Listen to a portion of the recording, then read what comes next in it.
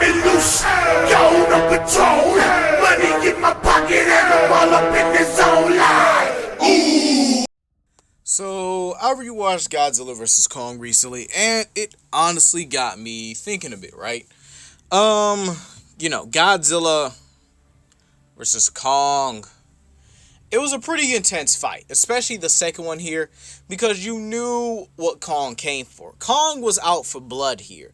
He came because not only did Godzilla destroy pretty much his home, the ancestral place of him, his legacy essentially.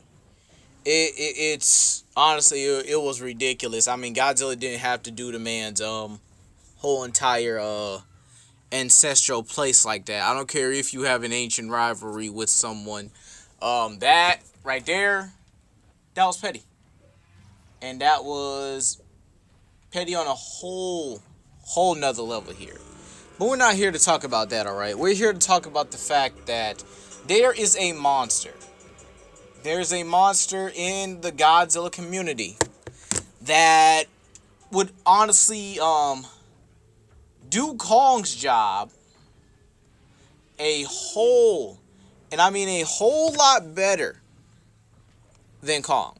I mean, yeah, Kong did his job. Let's get that out the way first. Look, Kong did his thing here. Kong proved himself a worthy challenger to Godzilla.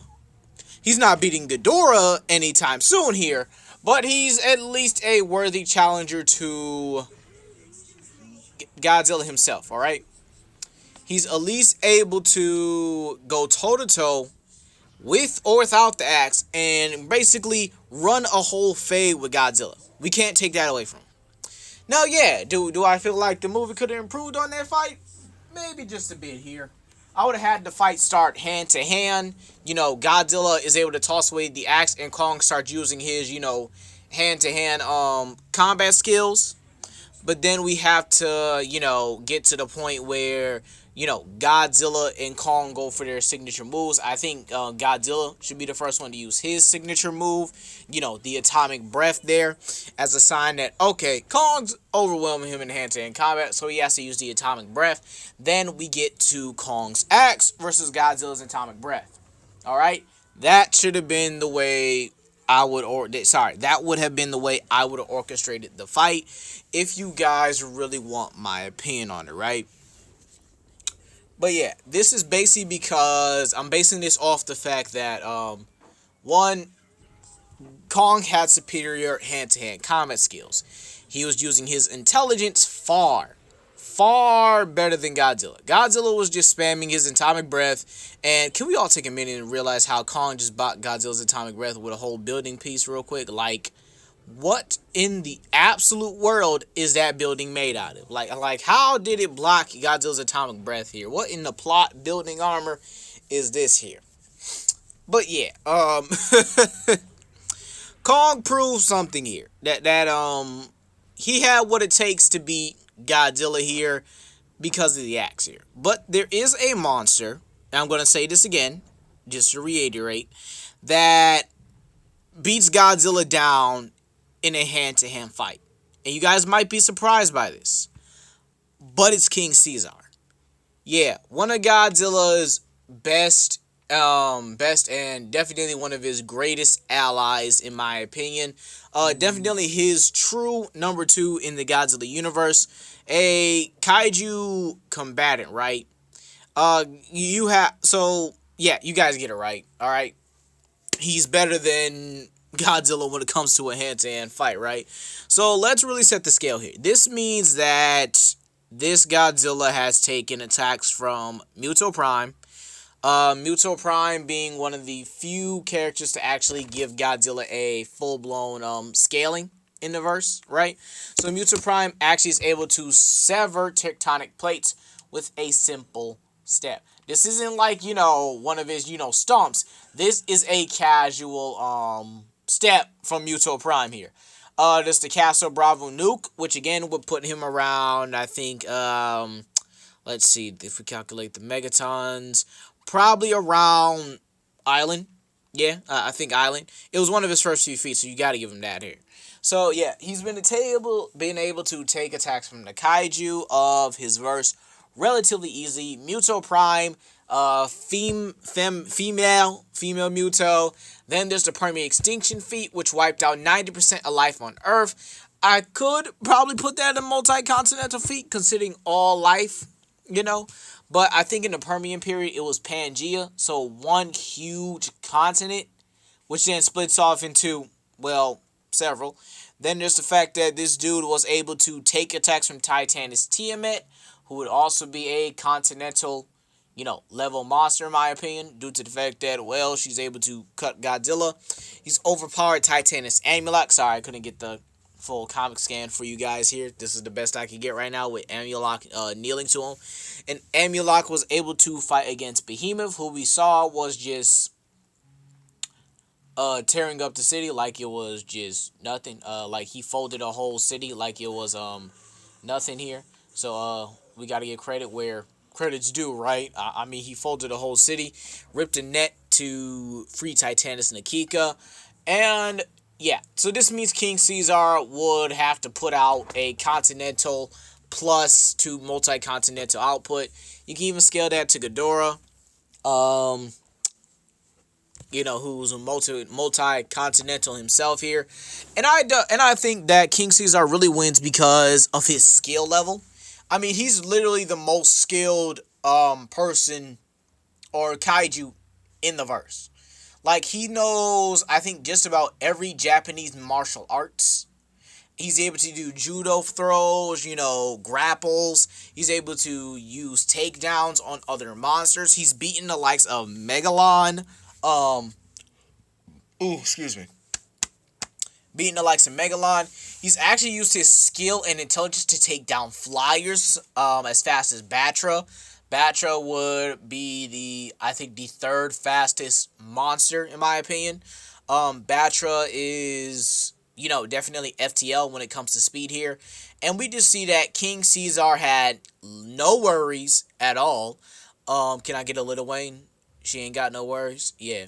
King Caesar legit outmaneuvered, outpaced, Batra's blast, was outmaneuvering him, really just running around the battlefield, getting Batra in a pretty much a corner here, and, well, pounced on him and beat the mess out of him like you saw earlier, showing that he's one of the more intelligent kaiju.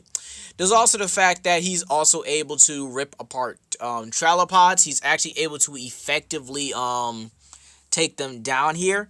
Now, you might say, aren't tralopods, fodder legendary? He took out a group of them.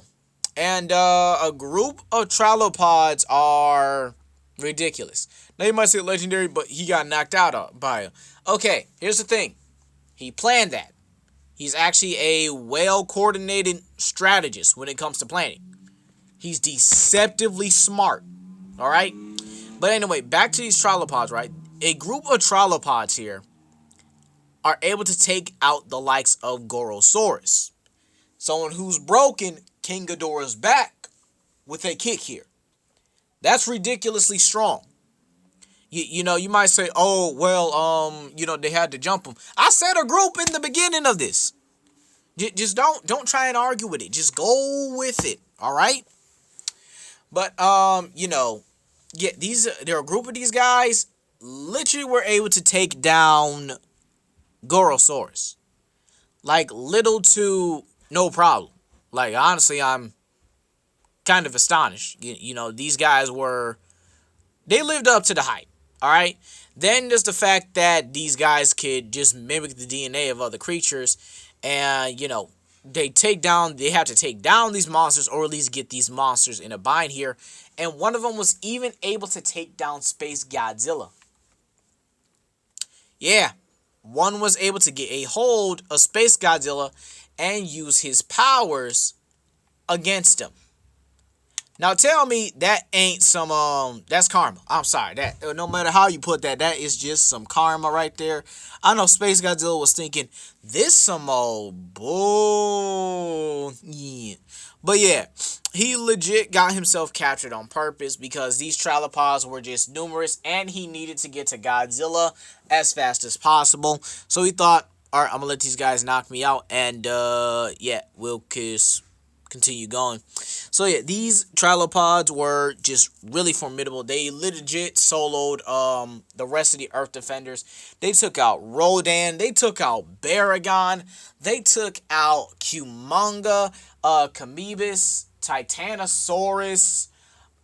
You know, they took out everybody except for King Caesar, who basically faked his own self being knocked out. They took out King Caesar. Sorry, they didn't take out King Caesar, Zilla, because of his intelligence and his quick thinking. And then you have Godzilla and Jet Jaguar. So those four they did not take out, which makes them pretty much one of the top four most powerful kaiju. And I mean, if these guys are taking down space like Godzilla, that should speak well enough here.